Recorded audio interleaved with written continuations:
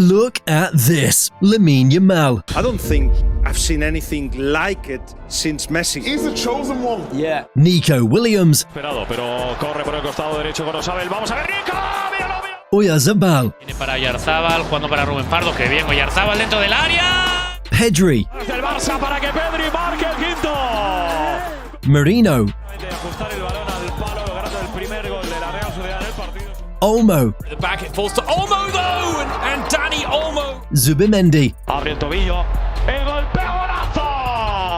Gol de Zubimendi para la Real. Cucurella. Cucurella might try from there. Oh, he does try from there. Kubasi. Oh, great challenge, great recovery. Lunomor.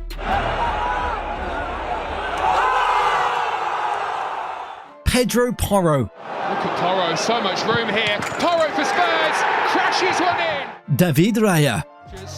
Good ball in, opportunity, shot takes a deflection, it's the crossbar. The 18 years old Yamal, youngest scorer in Euros history. Now, watch this. Nico Williams rips England apart in the final. Oyarzabal with the dagger. Rodri lifts player of the tournament. 7 games, 7 wins, 15 goals, a new Euros record. And here's the crazy part, this was just the warm-up. If this is Spain's starting point, what the hell are they gonna look like by 2026? Because this team is not normal. Look, you can't just show up and claim you're elite, you need receipts. Spain's got them in spades. It started with the 2023 Nations League. The trophy ended a drought and set the tone for everything that followed. Croatia in the final, Spain handled it. Then came Euro 2024, and honestly, it wasn't even close. Spain went perfect, 7 wins out of 7 games. They beat Croatia, Italy, Albania, Georgia, then knocked out Germany in the quarters, France in the semis, and beat England 2-1 in the final. 15 goals in total, the most ever scored at a single Euros. And the individual awards? Ridiculous. Rodri took home player of the tournament. Lamine Yamal became the youngest scorer in Euros history at 16 years and 362 days old. And he also won young player of the tournament too. UEFA's teams of the tournament was basically half Spain. Yamal, Williams, Olmo, Fabian Ruiz, Cucurella, the whole gang. This wasn't a fluke, this was a statement. Spain dominated at every level in 2024. And the scary part, most of these guys are nowhere near their peak yet. So, what makes this Spain team different? Because, let's be real, if you're expecting the 2010 tiki-taka slow build-up, you're in for a shock. Luis de la Fuente has completely reimagined Spain. Yeah, they still control possession, but now there's pace on the wings, verticality through the middle, and a rock-solid back line that doesn't panic under pressure. It's less about hypnotizing you with passes and more about punching you in the face with speed and precision. Here's how it works. Rodri sits deep as an anchor. He's the safety net. Around him, you've got creators like Olmo and Fabian Ruiz who can break lines and find pockets. But the real magic happens wide. Spain want their wingers in one-on-one situations, isolated against fullbacks, where Yamal and Nico Williams can cook. When they get the ball wide, it's either a cutback to someone arriving late in the box like Oyarzabal in the final, or a flat cross to the far post. Defenders can't double-team both wingers, because if they do, Rodri and Fabian will just switch the play and exploit the weak side.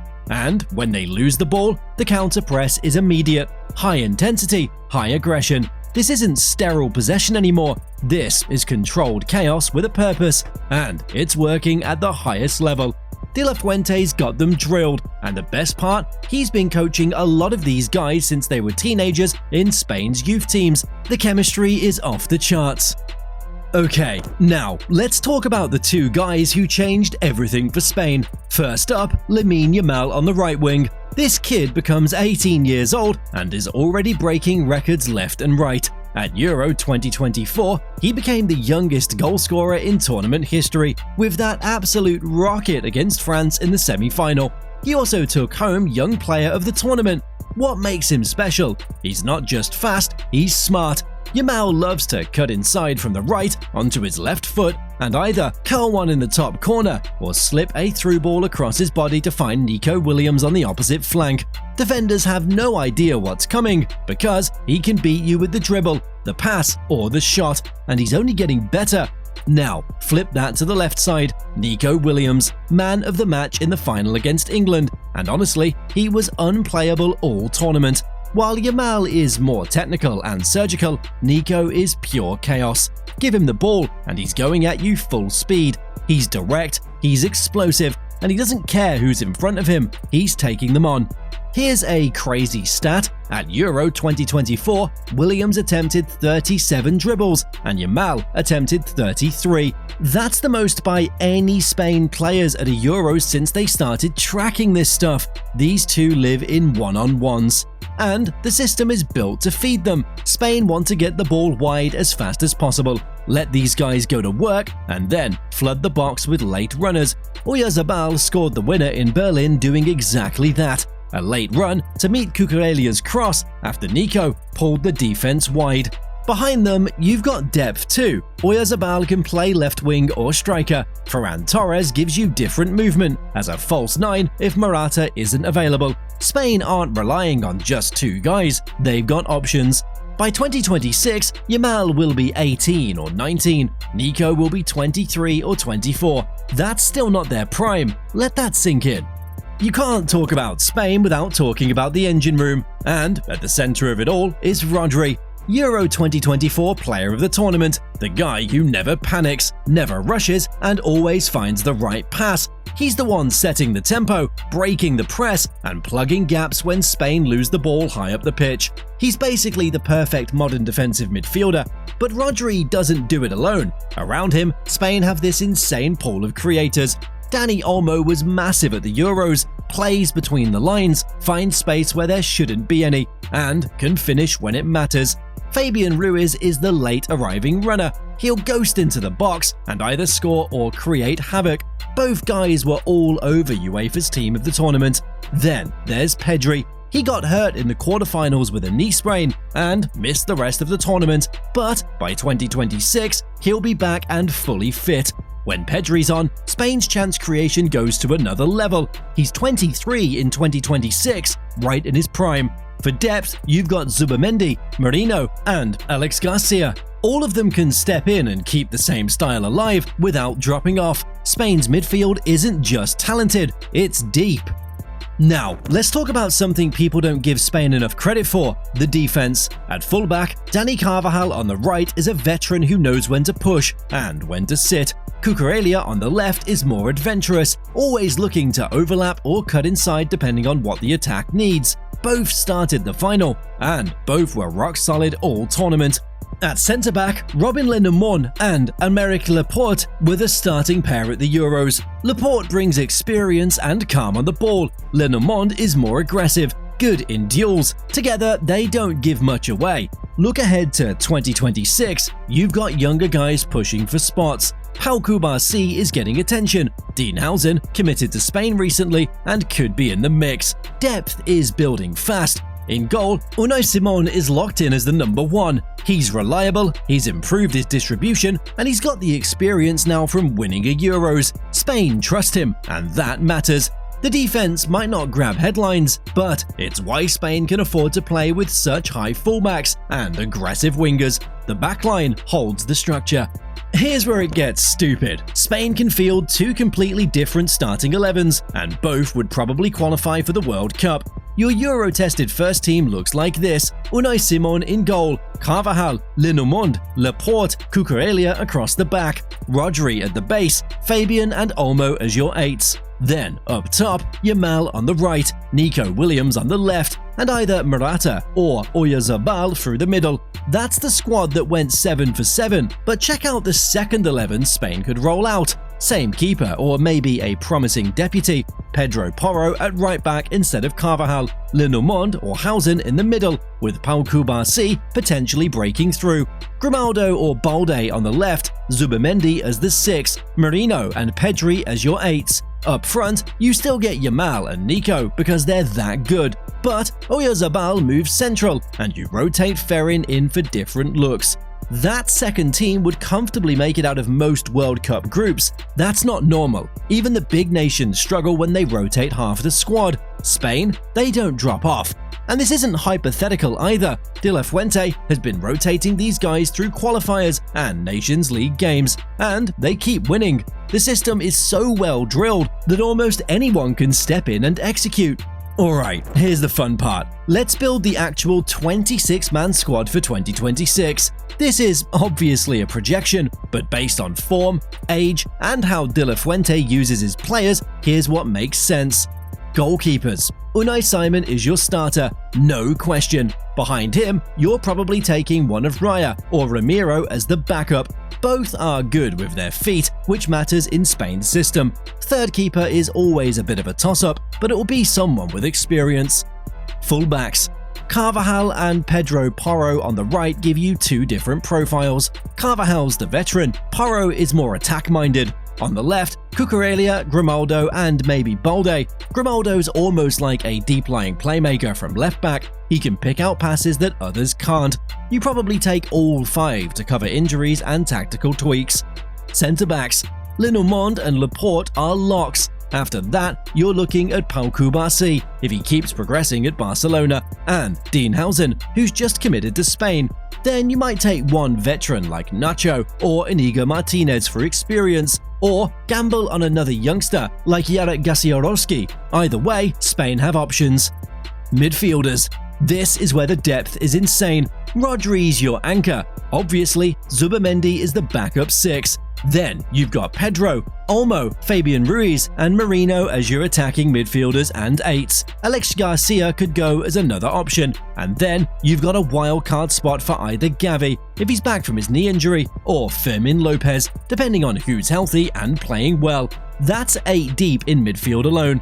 Wingers and forwards. Lamine Yamal and Nico Williams are untouchable. After that, Oyarzabal for sure. He can play wide or central. Ferran Torres gives you different movement. Then you've got the striker debate. If Morata's still playing well in 2026, he goes. If not, Spain will probably just false nine it with Oyarzabal, or even Olmo stepping up.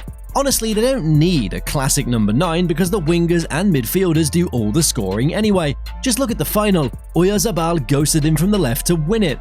That's your 26. It's flexible, it's talented, and it's scary deep. Okay, let's talk. Spain's squad is stacked, but there are some concerns heading into 2026. First, Lamine Yamal. In October 2025, he had a groin flare-up. Barcelona pulled him out of the international window, estimating 2 to 3 weeks for recovery. It's not a disaster, but groins can linger, and with the workload he's carrying at club and country, it's something to monitor. Gavi's the bigger worry. He had meniscus surgery in September 2025 with a timeline of 4 to 5 months. That puts his return somewhere in late February or March 2026, right before the World Cup. If he's fit, he brings intensity and box-to-box bite that Spain love. If not, they move on with other options. And Pedri's knee? He hurt it at the Euros and missed the knockout rounds. He's back now, but Spain need to manage his minutes carefully so he's fresh for the World Cup, not burned out. Depth helps, but injuries to key guys always matter. So, how do we get from here to the World Cup? Spain are cruising through UEFA World Cup qualifying right now. They've already put 6 past Turkey, 3 past Bulgaria, and they've got more qualifiers coming in October 2025. De La Fuente's using these games to test rotations and give younger guys minutes, which is smart. The 2026 World Cup is different from past tournaments. It's expanded to 48 teams with 104 matches across 16 cities in the US, Canada, and Mexico. That means more travel, different climates, and more chances for fatigue or injury. Spain will need that depth we've been talking about just to survive the grind. But if any team is built for a long tournament, it's this one. Alright, let's bring it home. Why is Spain 2026 different? First, they've already proved it. They won the hardest Euros in recent memory with a perfect 7-win record. That's not a projection, it's a fact. Second, the ceiling is still going up. Your best 2 wingers are nowhere near their peak. Yamal will be 18 or 19 at the World Cup. Nico Williams will be 23 or 24. Pedri will be 23. Gavi, if healthy, will be 21. and you've got prime-age Rodri at 29 holding it all together. Third, continuity matters. Luis de la Fuente has been working with a lot of these guys since they were in Spain's youth setup. He knows their games inside out. That chemistry is rare at the international level, and it shows on the pitch. Fourth, the depth. If Spain lose a starter, they have like-for-like replacements, or they can shift tactics without breaking the system. Most teams implode when their star gets hurt. Spain? They just plug someone else in and keep rolling. This isn't just Spain being back, this is Spain being different. And by 2026, they're going to be a nightmare to play against. Now, to be fair, Spain aren't invincible. There are ways to give them trouble. If you sit deep and pack the box, you can neutralize the cutbacks and force Spain into low-percentage crosses. They need to keep threatening the half spaces with guys like Olmo and Pedri to avoid sterile possession out wide. Also, Spain play with high fullbacks, so if you can turn them over and counter quickly, you can exploit the channels behind Carvajal or Cucurella. That means their counter-press has to stay sharp. If it drops even a bit, they're vulnerable. And then there's workload. If Yamal's groin becomes a recurring issue, or if Pedri and Gavi can't stay healthy, Spain lose some of that vertical zip and pressing intensity. The depth is there, but injuries to multiple key guys at once could hurt. So yeah, Spain can be beaten, but you better bring your A game, because this squad doesn't give you many openings.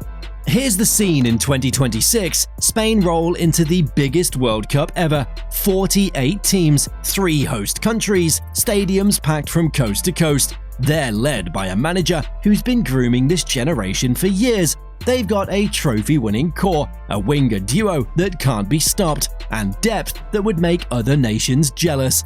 They've already got 4 European championships. Now they want that second World Cup star on the jersey. Spain didn't just come back, they rebuilt, they dominated, and now they're aiming for the biggest prize in football. Spain 2026, not just back, built different. So, here's my question. Was our 26-man squad spot on, or did we completely miss? Drop your Spain 2026 starting 11 in the comments below. If you think Yamal and Nico are the best winger duo heading into the World Cup, smash that like button. Subscribe for more tactical breakdowns and World Cup previews, and hit the bell so you don't miss what's next.